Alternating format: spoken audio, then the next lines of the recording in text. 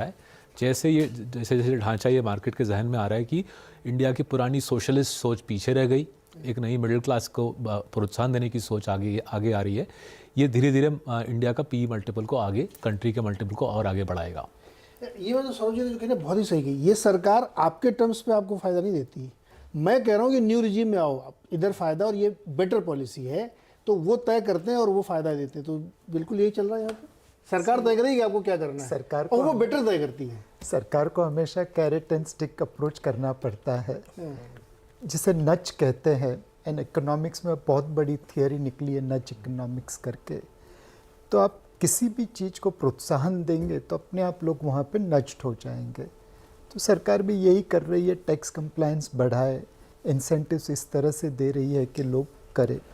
And अगर आप देखें जिस तरह से हम लोग नई चीज़ों में जा रहे हैं, हम जितना ग्लोबल लेवल पे ऑयल या गैस में कंजम्पशन परसेंटेज रखते हैं, उससे कहीं ज़्यादा हाइड्रोजन में है।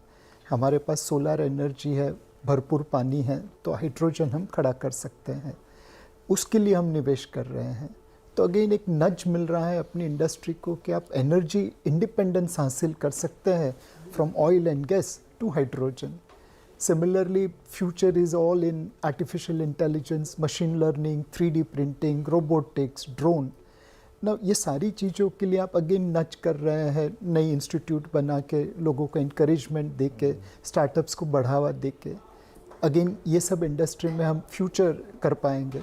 और एक चीज़ के ऊपर मैं जो ध्यान देना चाहता हूँ कि हमें अपने लिए और दुनिया के लिए ऐसी बड़ी बड़ी दिग्गज कंपनियाँ जैसे आईटी क्षेत्र में की, वैसे ही हेल्थ केयर सेक्टर में करनी है। आज यूएस में अगर आप देखें तो 1/3 डॉक्टर्स भारतीय मूल के हैं। 45% से ज़्यादा मेडिसिन वो जो खाते हैं वो भारत में बनी हुई है।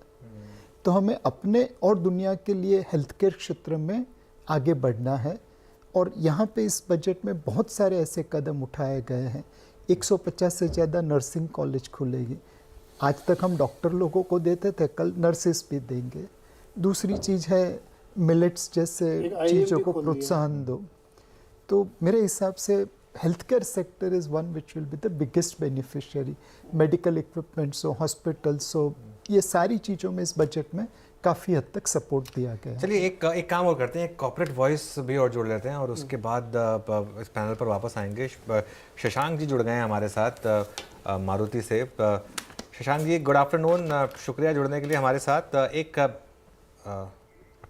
अच्छा ठीक है, चलते हैं उनके पास। लेकिन एक और चीज़ जो बजट में निकल कर आ रही है नीरज जी की कैपिटल गेंस टैक्स से रिलेटेड है, वो रेसिडेंशियल हाउसेस में जो आपने अगर कैपिटल गेंस कमाया है तो उसको आप री इन्वेस्ट कर सकते हैं, लेकिन उसके लिए अब एक कैप कर दिया गया है।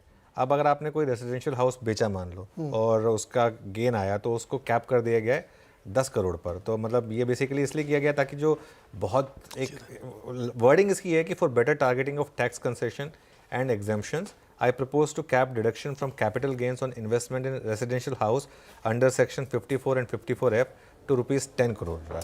तो ये हाउसिंग के ऊपर होता है ना, और उसको जो हाई वैल्यू ट्रांजैक्शंस हैं उनको ये लाभ ना ले सकें। आप उसको ऑफसेट कर सकते हैं। आप दूसरा मकान खरीदते हैं तो आप अपने कैपिटल गेन को ऑफसेट कर सकते हैं। तो उस पर अब कैप लगा दिया है 10 करोड़ का। दो चीज़ें और मैं यहाँ जिक्र करना चाहूँगा जो हमने पहले मिस करी। जिस नज थ्योरी की बात कर रहे थे, मैं भी उस थ्योरी का बहुत फॉलोअर रहा हूँ।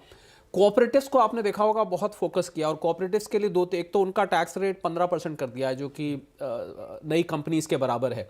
दूसरा, उनको टीडीएस में एग्जेम्पशन 3 करोड़ की कर दी है, जो उनका एक टीडीएस पर्टिकुलर मैकेनिज्म से कटता है। तीसरा, जो कैश डिपॉजिट जिस पे लिमिट होती थी, वो अब 2 लाख तक प्राइमरी मेंबरशिप, आप 2 लाख में कैश जमा कर सकते हैं। पहले अलाउड नहीं था, ये तो कोऑपरेटिव्स के लिए किया गया। दूसरा, स्टार्टअप्स की भी यहाँ बात की गई। स्टार्टअप्स का एक स्पैन होता था 7 साल का, जिसमें आप 3 साल टैक्स एग्जेम्पशन चूज कर सकते थे। उस स्पैन को बढ़ा के 10 साल कर दिया गया। ये क्या बताता है? ये बताता है कि स्टार्टअप्स को प्रॉफिट में आने में वक्त लग रहा है। हम तीसरे बड़े इकोसिस्टम जरूर हैं, पर हमारे बहुत सारे स्टार्टअप्स अभी प्रॉफिट में नहीं आ पाए हैं। वो वैल्यूएशन पे ज़्यादा ध्यान देते हैं, प्रॉफिट पे नहीं दे रहे हैं। इसलिए उस स्पैन को बढ़ा दिया गया कि साहब आप 10 साल में चूज कर लीजिए आप कौन से सालों में एग्जेम्पशन उसको चाहते हैं। तो ये मुझे लग रहा है 2 चीज़ें। और कोऑपरेटिव को क्यों किया गया है? क्योंकि या तो सरकार चाहती है कि कोऑपरेटिव्स में ज़्यादा से ज़्यादा लोग आएँ, एग्री और नॉन एग्री क्षेत्र में आके कोऑपरेटिव में बिजनेस शुरू करें। पर बहुत ज़्यादा पिछले 1-2 साल को हम देखें तो बहुत ज़्यादा कोऑपरेटिव्स में बिजनेस शुरू नहीं हुए हैं। मुझे लग रहा है उसी को नच करने के लिए ये जो कोऑपरेटिव्स में आपने चेंजेस देखे ये करे गए हैं।